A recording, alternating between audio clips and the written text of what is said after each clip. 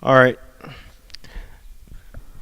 Right now, I'm ready to read, but I'm gonna try my best to perform Jewels4dmind Barbershop Tales, Volume One.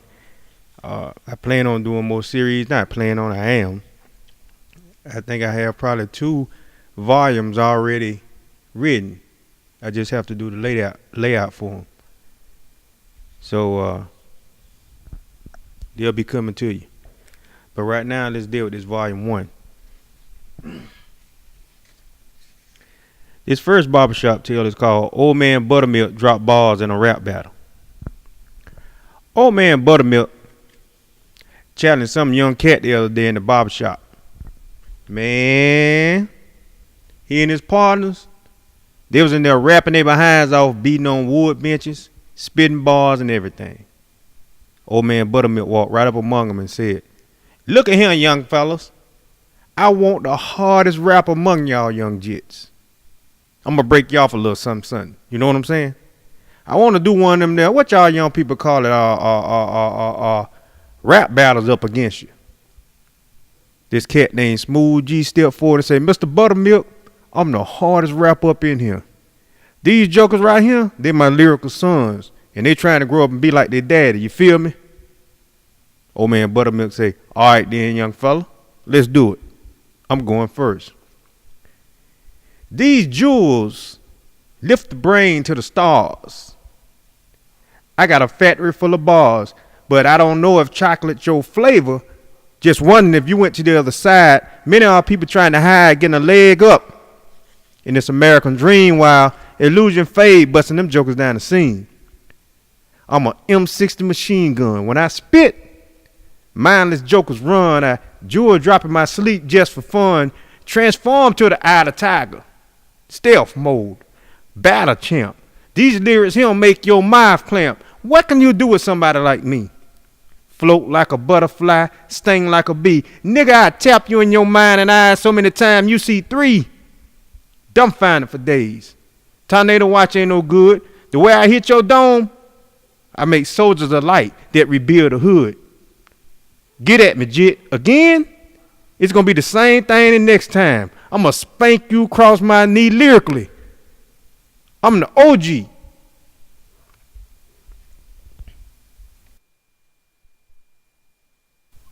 All right. We back recording here. Jewel4dmind Barbershop Tales. The next piece I'm going to read or perform is called Book Authors with Street Hustler Mentality. The other day in the barbershop, man, Pete Matt was talking about two brothers named Jamal and Ashanti that were making major moves with books they wrote. Frustrated with trying to get their books published and signed with a book company, they did their own books. Now, it took them a while to learn the book game from the ground up, but they on point now. He say first, they had to learn computers, then graphic design, then how to lay out their own books. They didn't have no money to go to school for it, or time to go to school, so they bought a computer, some books, and talked to experienced people in the book publishing game, and they built their books from the ground up. Man, Pete Mack went on to say he heard them boys talking to some young jits on the street the other day, in the middle of them trying to sell their little weed on them and other stuff they had on them. He went on to say them boys technical and gangster and making that paper, selling their books right out their trunk and from hand to hand. Them boys hustlers for real, but they doing it with them books. But they got that street hustler mentality.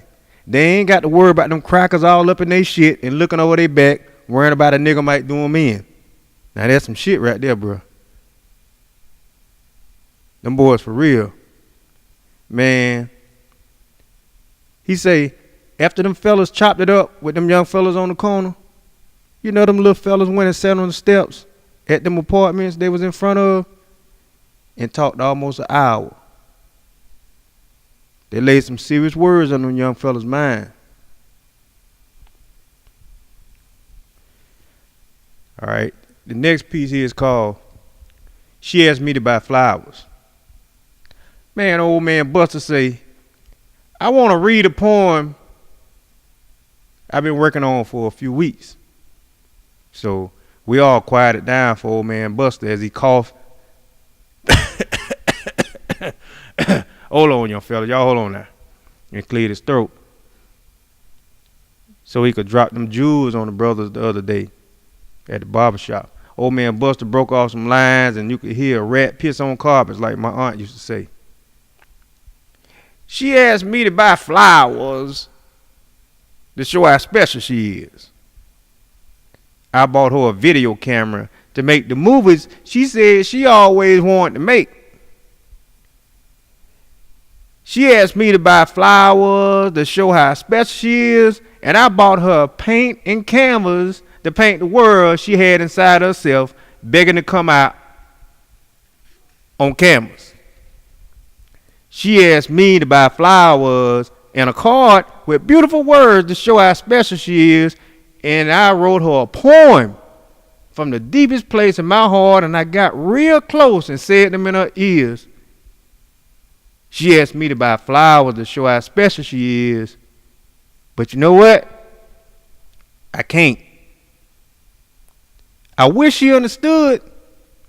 I've listened to her heart desires the whole time. I love her. And I'm not going to make another man rich with false symbols of love.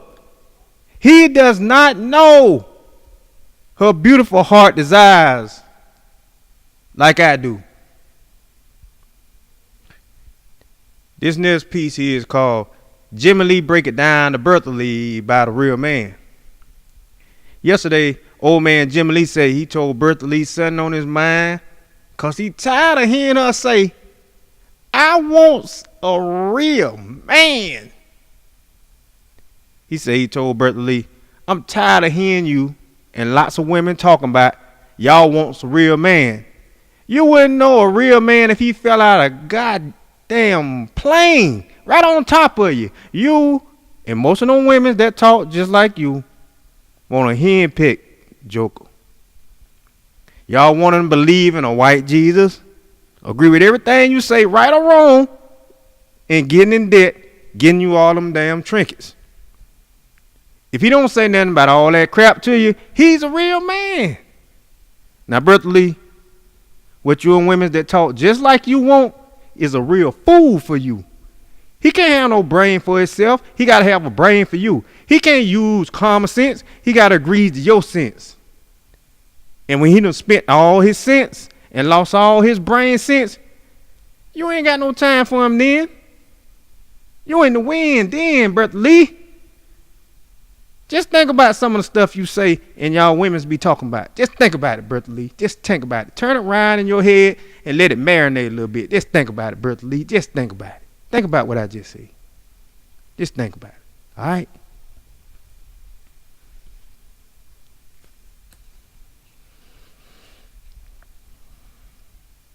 Mister don't cut his mouth off for nobody.